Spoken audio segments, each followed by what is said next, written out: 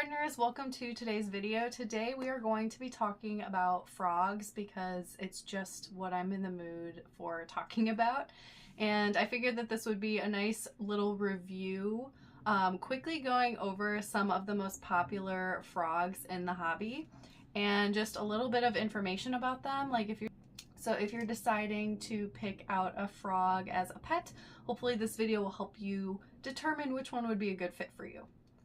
So we're going to start off with my favorite frog species ever, and that is the White's tree frog. The White's tree frog is one of the most popular pet frogs in the hobby, and it is for a great reason.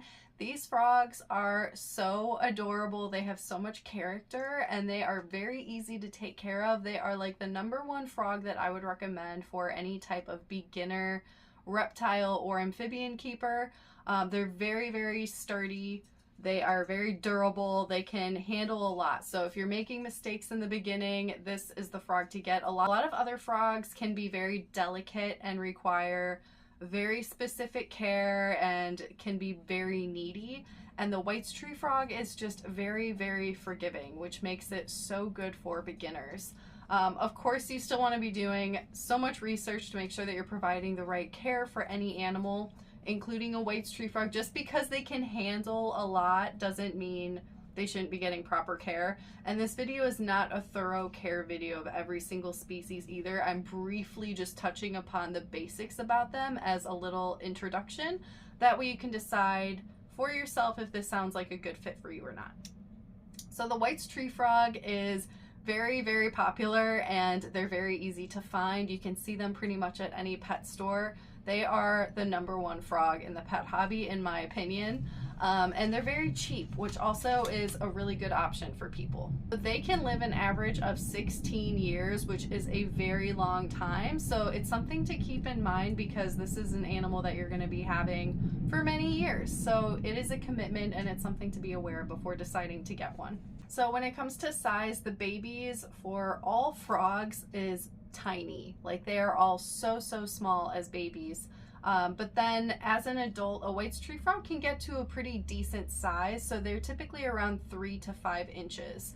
So that's decent, and the females are typically larger than the males. So if you want a White's tree frog on the larger size, a female would be a great option. If you want one on the smaller side of things, a male would be a good option. And typically with most of the frogs we're going to be talking about today, the females are typically larger than the males, except for one species that we're talking about today. I'm sure there might be some other species of frog that has a larger male than a female, but I'm only aware of the species we're talking about today. So yeah, White's tree frogs are just very adorable. They're jumpy. So that's something with most frogs, I feel like people will be aware that it's going to jump. So if that's something that freaks you out, that's not a good option. They are tree frogs, so they are arboreal. They will need places to climb. They will need some height in their enclosure. I recommend a 2x2x2 enclosure as a minimum for a White's tree frog. I think the minimum listed is 18x18x24, but I do not think that that's big enough.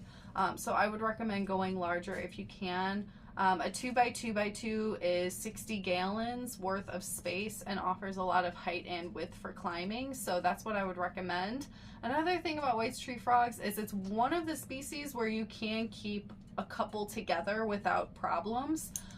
So if you are interested in having like 1 or 2 or 3, you could have a group of them. You just want to make sure that you are expanding the enclosure with the amount of frogs that you have in it. #2 is pixie frog, and that is just like my frog, Janemba, and he is huge. So pixie frogs are known to be very large, so it has to be something that you are willing to commit to. I think that pixie frogs are one of the more difficult frogs to take care of because of their size, but also because they like to swim. So they're going to require a water area. So they need a very large enclosure with a dry land area as well as a water area. And I would recommend using a filter for that water area as well. Anytime you're dealing with a large quantity of water, in my opinion, it's going to make the care more difficult and more work. So that's why I typically prefer tree frogs to a frog like this, because it's just more work. But pixie frogs are very charming. They are very adorable. All they care about is food. They're going to be wanting to eat 24/7. It's what they live for. And I mean, a lot of people just want a frog like that because you don't really have to do much with them. They are pretty chill and they just want their food. So you just got to make sure that you're providing them enough space and water and a clean environment, and then all the food that their heart desires. Pixie frogs can live 15 to 25 years in captivity, and they can live 20 to 40 years in the wild, which is crazy. They have a very, very long lifespan compared to a lot of other frog species. So this is another one that is a huge commitment. So if you want a pixie frog, you got to go all in. You're going to have to get a large enclosure. I have mine in a 4x2x16 enclosure. Half of it is a water area, the other half is land, and it is filtered. So they're going to cost a bit of money to make sure you can provide the proper environment for them. You're going to have to do a lot of work with the water area and the filter and make sure that it's clean. And you're going to have to be feeding these guys a lot of food because they're big frogs. And this is the one species where the females are actually smaller than the males. So I'm not sure if there are any other frog species that have this, because typically the females are always larger, but this is the one case where the males are actually going to be larger than the females. So it's something to keep in mind if you are going to a breeder and you want one on the larger end of things or you want one on the smaller end of things. And when it comes to the size of these guys, they are typically 4 to 10 inches. So they are like a handful. I'm not even entirely sure which one Janemba is, if he's a boy or a girl. I just say he's a boy. I think he's a boy. And I feel like he is a little bit on the smaller end of things, but he's still like, he's like a full hamburger and he requires 2 hands to hold. So he is a decent size, but they can get even larger than that. So it is a big commitment based on the size and everything that they're gonna need. So you have to really have the passion if you want a pixie frog. Then very similar to pixie frogs are Pac-Man frogs.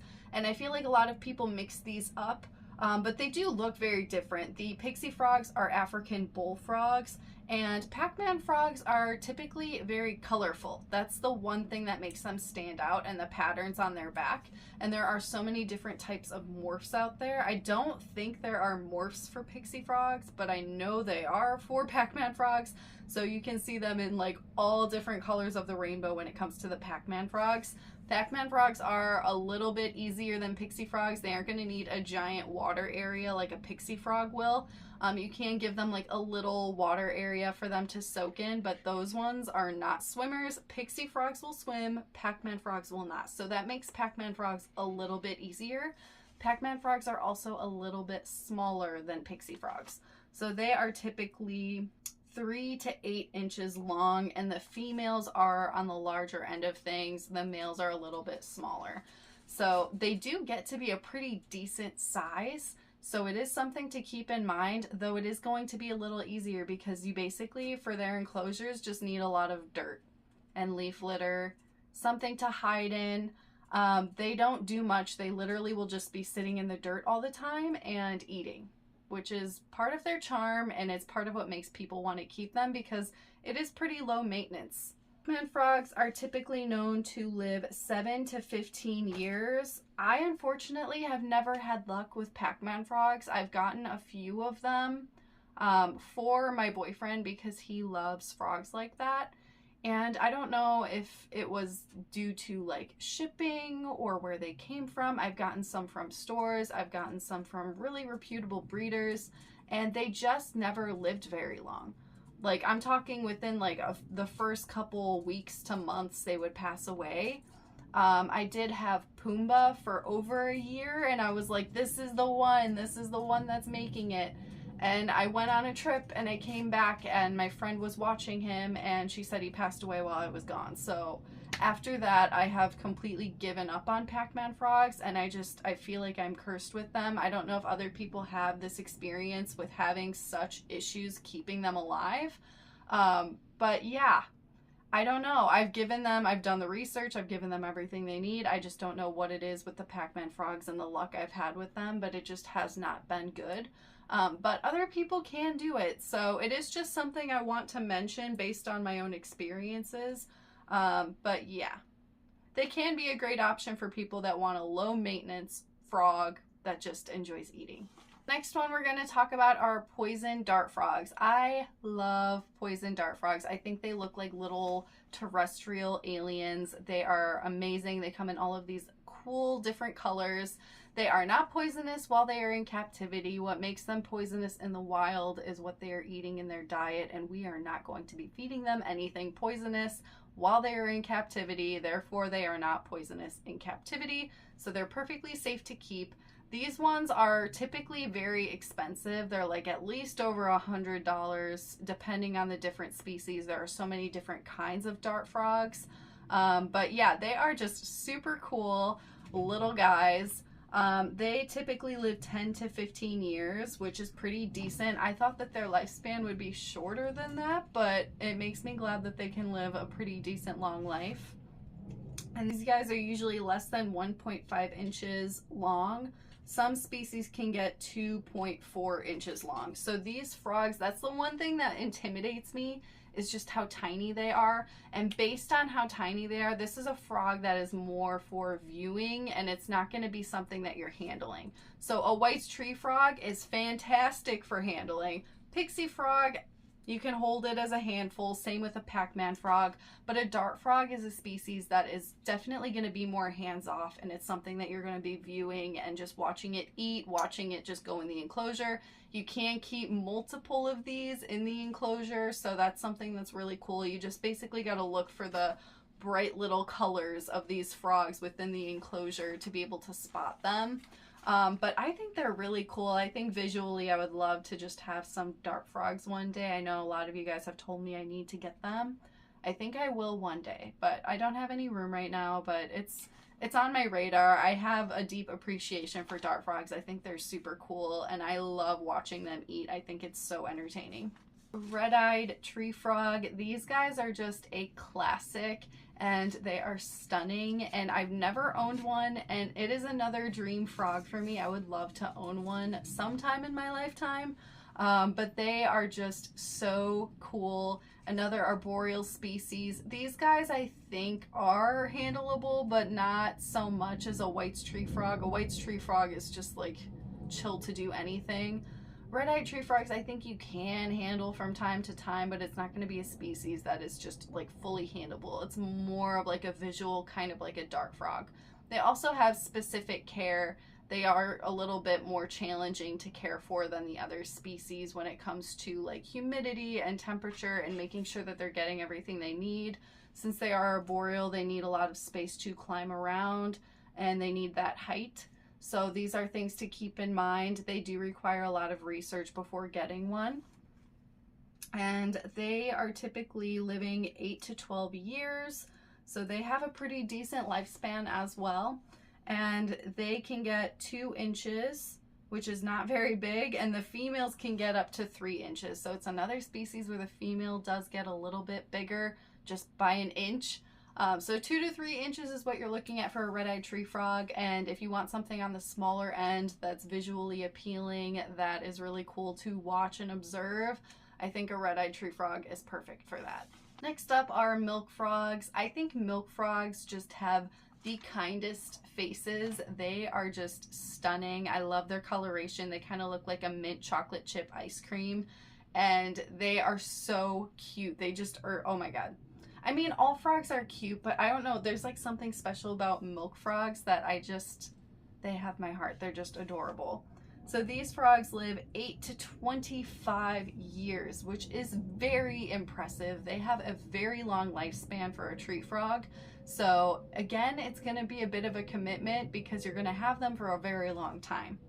These guys can be 2.5 to 4 inches, and again, the females are going to be on the larger side and the males are going to be on the smaller side. So I feel like that's a perfect size frog in my opinion. I don't like the ones that are like super tiny. I want one that's going to be a good size to just like sit in your hand to hold. Milky tree frogs are one that is a little bit more handleable. You can handle them. It does depend on the frog and its personality and everything like that. But typically this is one that you can handle a little bit more so than some of the others. And last but not least, we're going to talk about tomato frogs. I feel like tomato frogs do not get enough attention, and I think that they are so cool. They just look like a little round tomato. They are very similar to Pac-Man frogs. They love to just sit in dirt and eat. They are pretty low maintenance because of this, and they don't require some of the extreme care and provisions that some of the other frogs that I've mentioned have. So if you are looking for something that's pretty basic, a tomato frog might be a great option for you. These frogs can live 6 to 12 years, and they get 2.5 to 3.5 inches. The females are a little bit larger than the males, just like most of the others. So they don't get super big like a Pac-Man frog or a pixie frog, and they just look like a little tomato. They sit in their dirt. You want to make sure that they have moisture in their dirt, of course, because they're a frog, and a little water area, but these guys don't swim either, and that makes it a little bit easier when it comes to care. And they're just going to be caring about what they're eating. So I think that they are charming frogs, and they need more attention, and I just think that they're super cool, so I wanted to add them in today's video. So when it comes to handling with all of these frogs, it is important to keep in mind that all frogs have very sensitive skin. So if you are trying to handle any of them, you should be wearing gloves, or at least rinse your hands and make them wet before you go to handle them. If you have like lotion or whatever on your hands, that can really irritate their skin. So you want to make sure that you're protecting them in that way. So before I'm completely blinded since the sun came out, that completes today's video. I would love to hear, what are your favorite frogs? Have you kept any of these guys? Go ahead and leave me a comment, and I will see you in the next one.